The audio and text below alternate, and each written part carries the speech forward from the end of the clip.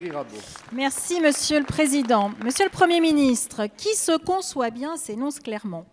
Eh bien, je crains que ce précepte ne puisse s'appliquer à votre réforme des retraites.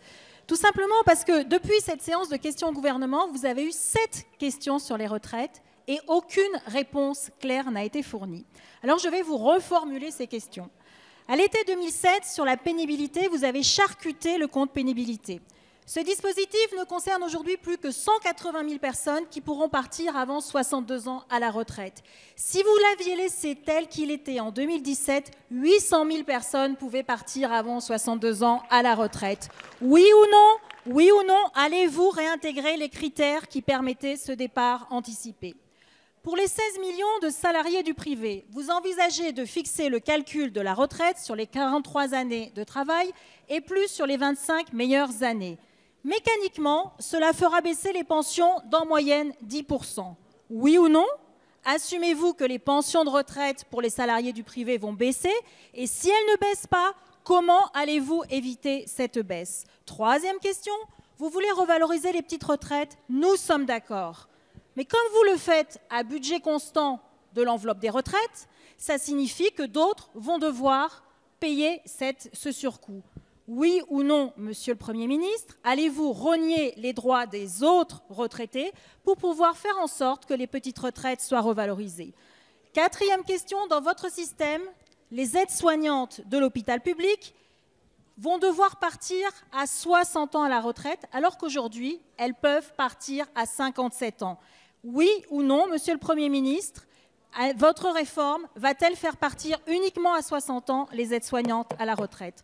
Enfin, pour les professions libérales, confirmez-vous, oui ou non, que vous allez siphonner les réserves de leur régime de retraite ? Je vous remercie.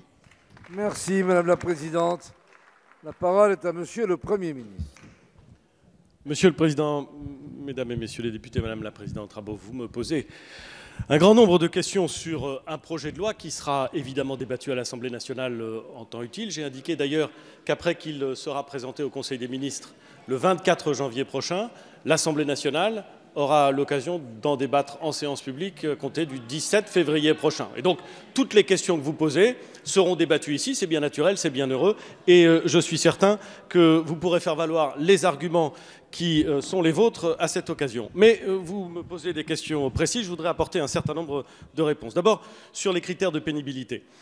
J'ai bien entendu le regret que vous aviez de la réforme qui a été conduite en 2017 s'agissant du monde du travail, et notamment le fait que nous avions enlevé du compte pénibilité un certain nombre de critères parce qu'il nous apparaissait, et nous n'étions pas les seuls, que la prise en compte de ces critères était au fond redoutablement complexe par les entreprises et dans le fonctionnement de l'entreprise.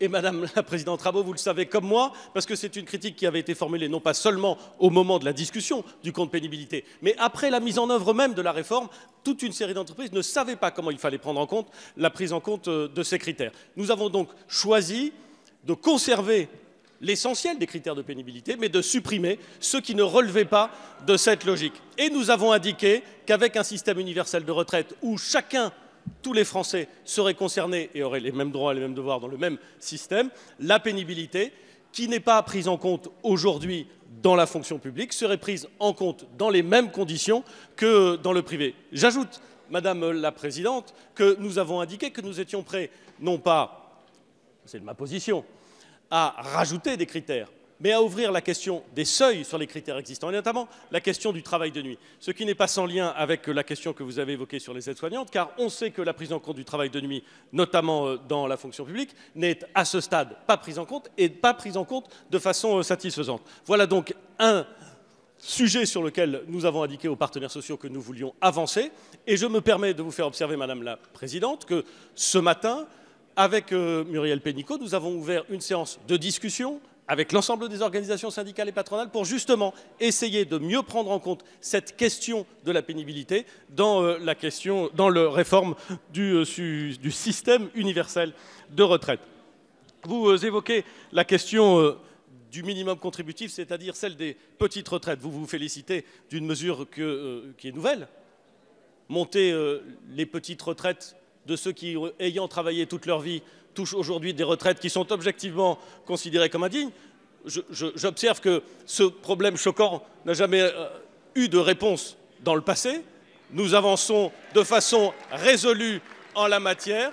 Nous avançons de façon résolue en la matière. Et je ne crois pas, Madame la Présidente Rabault, que dans votre esprit, le mot de redistribution soit un gros mot. Et nous assumons le fait qu'en effet, cette réforme est redistributive et constitue, pour beaucoup de ceux qui sont dans une situation difficile, une avancée sociale. Ce qui me surprend, Madame la Présidente Rabault, c'est que le terme de redistribution vous fasse peur, que l'égalité qui accompagne forcément la mise en place d'un système universel vous fasse peur. Je pense que tout ça constitue des avancées majeures et je les assume et m'en réjouis. Sur les aides-soignantes, je pourrais dire la même chose. Aujourd'hui, les différences de situation entre les aides-soignantes qui exercent dans le public et celles qui exercent dans le privé sont notables, avec des incongruités qu'il est bon parfois de relever entre le cas de celles ou de ceux qui ont commencé dans le privé et qui terminent leur carrière dans le public et inversement, qui n'ont pas le même système de retraite alors même qu'elles peuvent avoir eu la même carrière et avoir passé autant de temps dans le public et dans le privé. Tout ça est parfaitement choquant. C'est pour cela que nous créons un système universel, pour faire en sorte justement que tous les changements de métier, tous les changements de statut, tous les changements d'entreprise se traduisent par une absolue fluidité dans les parcours professionnels sans perdre aucun droit. Et je suis certain que chacun voit bien ici l'intérêt de ce type de mesures. Sur les réserves, j'ai répondu tout à l'heure à l'excellente question posée par votre collègue en disant que les réserves constituées par les régimes et notamment par les régimes autonomes seraient utilisées pour financer notamment la transition de ces régimes autonomes. Il resterait la propriété de ces régimes autonomes. C'est d'ailleurs bien naturel. C'est le sens général des dispositions et notamment de la loi sur la propriété des réserves qui appartient forcément à ceux qui les ont constitués, ça me semble bien naturel. Vous avez donc là encore une réponse précise à la question précise que vous aviez posée. Sur l'ensemble des questions que vous posez, les études d'impact, les documents qui seront fournis, et c'est bien naturel, à l'ensemble des parlementaires, permettront d'éclairer le débat. Mais je veux redire, pour conclure, Madame la Présidente Rabault, nous sommes déterminés à mettre en œuvre le projet sur lequel le Président de la République s'est engagé, c'est-à-dire un système universel, et si j'ose dire, enfin universel, de retraite, par points, par répartition, qui comportera de très nombreuses avancées, qui sera fondé sur l'équilibre et qui permettra de garantir l'équilibre à terme du système. C'est extrêmement important car c'est un élément de responsabilité, mais c'est aussi un élément de justice sociale. L'équilibre du système, c'est aussi un élément de justice sociale. Ce système sera présenté à l'Assemblée nationale au début du mois de février. Je suis certain qu'il donnera lieu à des débats riches et puissants, et je m'en réjouis, je les attends avec impatience.